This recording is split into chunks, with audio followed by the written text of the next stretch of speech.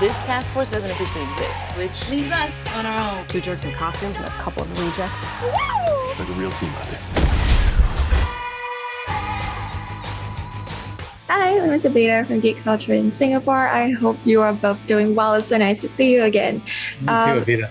James, the opening title sequence had me howling. Like, never in my life did I think I'll be seeing John Cena dancing any more than I already did in the Suicide Squad. So why is there so much dancing in Peacemaker?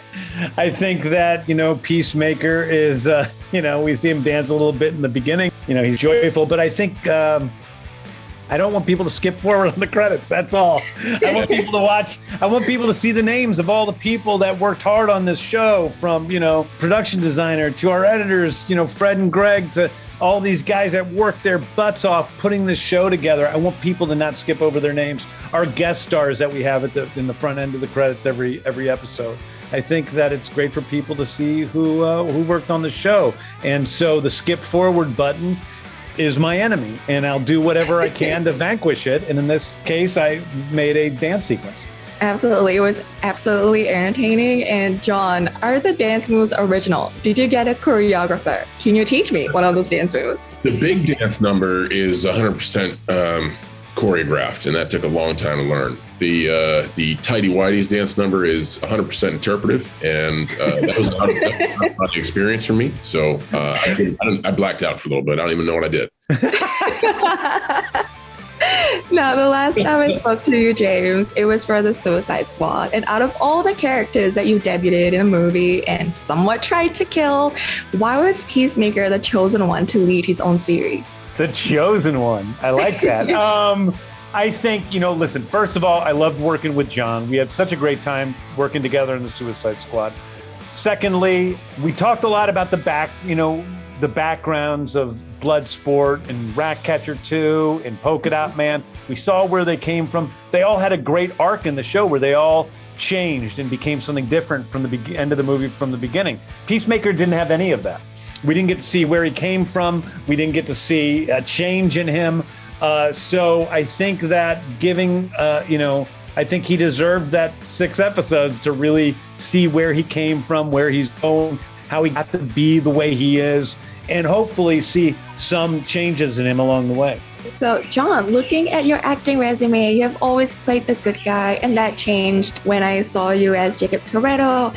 And Peacemaker somewhat falls between the good and the bad. So what about him made you want to take on the role, and is he a superhero or a supervillain to you? Well, man, certainly a chance to work with James, starting from the Suicide Squad, and the potential, the absolute potential of Peacemaker. You are starting with a blank slate, as James would say. It's not an IP that's been overly mined. We don't know a lot about it, so you kind of have the ability to craft it. And in that crafting, you can find what works and what doesn't. And I think that's really, really fun. There's no shoes to fill. You're the first one to be able to portray that. Is Peacemaker a hero or a villain? I think that's for audiences to decide.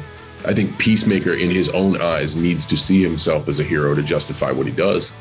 But I think audiences will decide if Peacemaker is a hero or a villain. I like that you said the audiences get to decide, because he wholeheartedly believes that he's a superhero. And for me as a viewer, when I saw him after the Suicide Squad, I'm like, yeah, right, you're no hero. And you're not alone there. And I really like that, because that's what creates a dynamic character, and that's what interesting conversation and entertaining viewing. Yeah, and things actually start to change. Like episode 4 onwards, that for me was when I started seeing him differently. But now to both of you, what marks a good superhero? I think what marks a good superhero, at least as far as movies and television go, is the same thing that marks any good character. I mean, we need to believe in that person as a human being. We need to believe that that's a real human being. And if we believe that somebody real who has depth and layers, then we'll go on that journey with them. And if we don't believe that person is real with depth and layers, then we're going to get bored and we're going to tune out. So I don't know if the rules for what makes a good superhero is any different from any good character in